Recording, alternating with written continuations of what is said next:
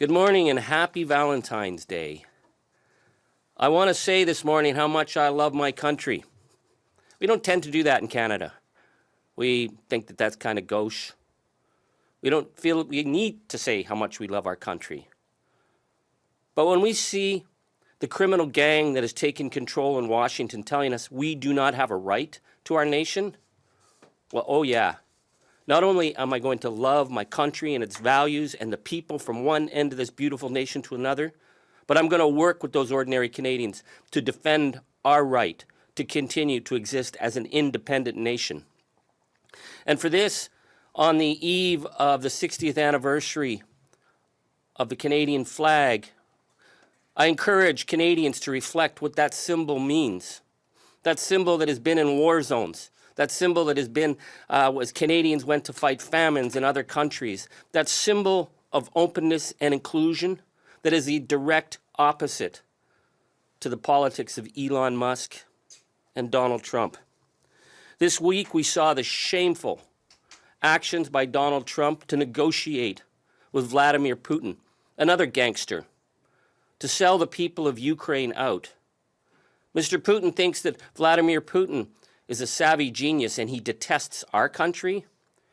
Well, he's sending us a very clear message of the kind of man he is. Our neighbors are no longer our allies. We are dealing with a regime next door to us that is ignoring the international rule of law, and we have to take this dead serious. As a nation, with our political leaders, but with ordinary Canadians. So what do we do right now? Well, I'm extremely encouraged by the incredible response we've received from the Pledge for Canada that's now, just in the space of 2 weeks, had over 62,000 people sign up. People from across the political spectrum. Former Prime Minister Kim Campbell, former Attorney General Alan Rock, former Premier Danny Williams, but also the incredible artists and Indigenous activists and labor activists and ordinary people across this country who said that there's a value to our nation that we're willing to defend.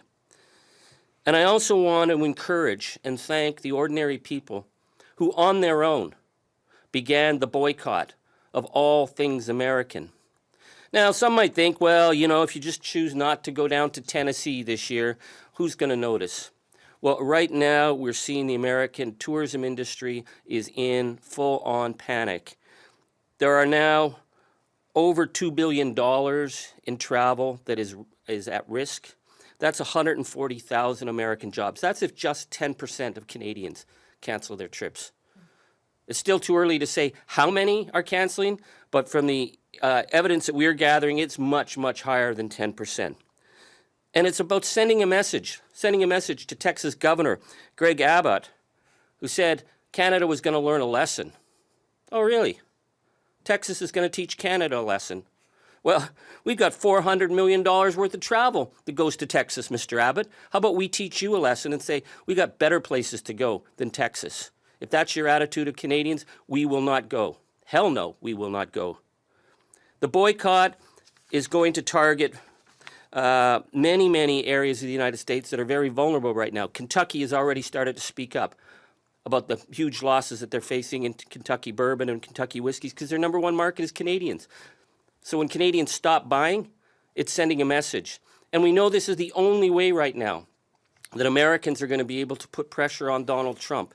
Because what's at risk here is the future of an international order where we respect the rights of countries to be independent, we respect the international rule of law, we respect our neighbors and borders, and this is something Mr. Trump is saying he will not respect.